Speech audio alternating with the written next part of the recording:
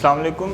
Math का आज दूसरा ऑनलाइन लेक्चर है जिसमें हम एक्सरसाइज 1.1 करेंगे। कल ना हमने 5 डेफिनेशंस की थी, तो उनमें एक डेफिनेशन थी ऑर्डर ऑफ अ मैट्रिक्स, यानी कि कालब का मर्तबा। आज हमारा पहला क्वेश्चन भी यही है, find the order of the following matrix. तो ये बुक में 8 या 9 है, तो हमने कुछ लिखे हैं, बाकी आप लोग खुद करेंगे। तो हमने इन सब का ऑर्डर फाइंड करना है। पहले हम उसकी ऑर्डर ऑफ अ मैट्रिक्स की डेफिनेशन देख लेते हैं, ये होता क्या है। हमारे पास कोई भी मैट्रिक्स है 2 3 4 5 6 7, तो इसमें रोज़ और कॉलम्स होती है। तो किसी भी जो मैट्रिक्स में रोज़ और कॉलम्स होती हैं वो उसका ऑर्डर होता है। इसको लिखने का तरीका ये होता है, पहले हम रोज़ को लिखते हैं, नंबर ऑफ़ रोज़ को, फिर नंबर ऑफ़ कॉलम्स को लिखते हैं। अब देखिए इसमें कितनी रोज़ है, हॉरिजॉन्टल लाइंस जो है 1 2 3, तो इसमें 3 रोज़ है, तो इसको हम लिखेंगे 3 बाय। अब इसमें कॉलम चेक करते हैं, जो वर्टिकल लाइन है यानी कि जो अमूदी लाइन है 1 2 और 3, तो इसका जो मर्तबा है वो 3 बाय 3 है। इसी तरह हमने इन सब का भी मर्तबा यानी कि ऑर्डर फाइंड करना है। तो ऑर्डर ऑफ ए जो हमारे पास होगा वो उसमें कितनी रोज़ है 1 2, और उसमें 2 कॉलम्स है तो 2 बाय 2 होगा। इसी तरह ऑर्डर ऑफ सी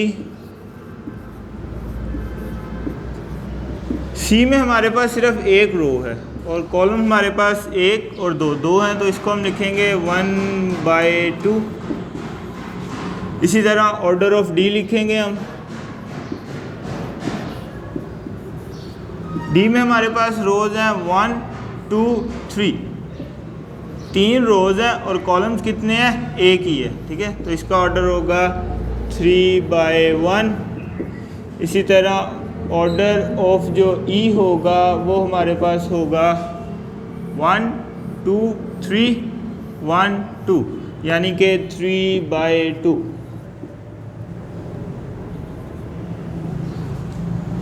अब एफ है, एफ में हमारे पास सिर्फ एक ही रो है और एक ही कॉलम है, तो इसका जो ऑर्डर ऑफ एफ होगा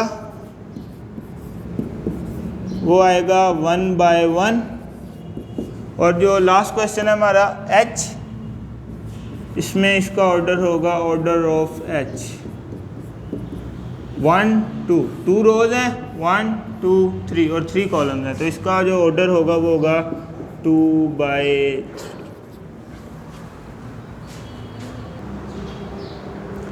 यह है हमारे पास question number 2, which of the following matrices are equal. तो बुक आपके पास होगी, आप बुक से ये क्वेश्चन देख लेंगे। हमने इसमें ये बताना है कि जो हमारे पास जो गिवन मैट्रिक्स हैं क्वेश्चन नंबर 2 में, उनमें से कौन से मैट्रिक्स इक्वल हैं और कौन से इक्वल नहीं हैं। तो इक्वल मैट्रिक्स की कल हमने मुसावी कालब की कल तारीफ़ पढ़ी थी, तो उसमें 2 बातें थी।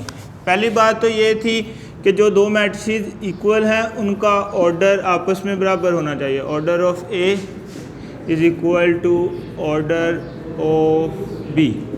और जो दूसरी बात थी कि उनकी जो करस्पॉन्डिंग एंट्रीज़ है यानी कि जो मुतनाज़ा अरकान है वो एक दूसरे के बराबर होने चाहिए। तो जो हमारे पास गिवन क्वेश्चंस है ना, उनमें से मैं आपको बता देता हूँ कौन कौन से आपस में इक्वल है। जो मैट्रिक्स ए है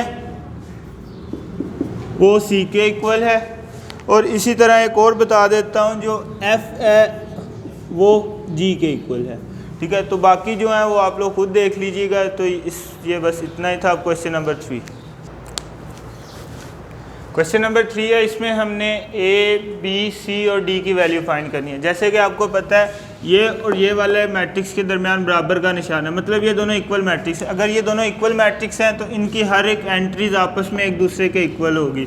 जैसे कि मुसावी कालब की डेफिनेशन में है, तो इसको हम लिख सकते हैं ए जमा सी बराबर है 0 के, ए जमा 2b बराबर है -7, c -1 इज़ इक्वल टू 3 और 4d -6 is equal to 2d।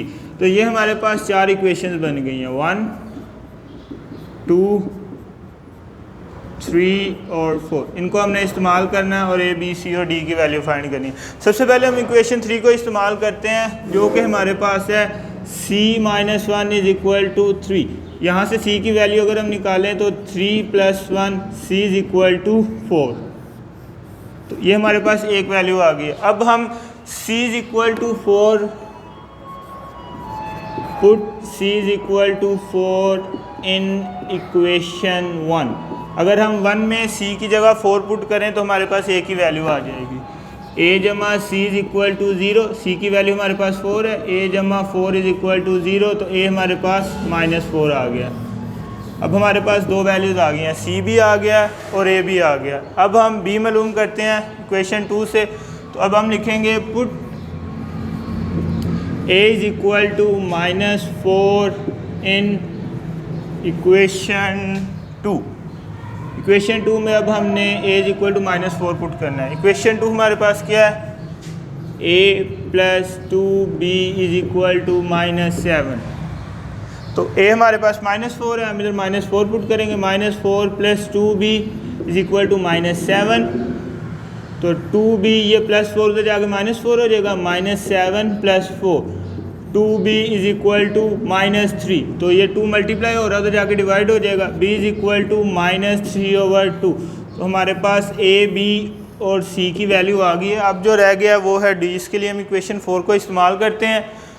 ये हमारे पास है equation 4d -6 is equal to 2d।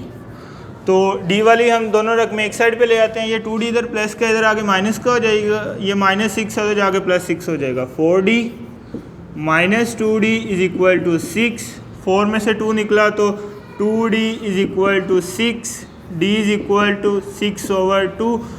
तो 2 1 ज़ा 2 और 2 3 ज़ा 6, तो d इज़ इक्वल टू 3। तो ये हमारे पास a b, ये हमारे पास a की वैल्यू है, ये b की है, ये c की है और ये d की है। आज का लेक्चर हमारा यहीं तक था, शुक्रिया।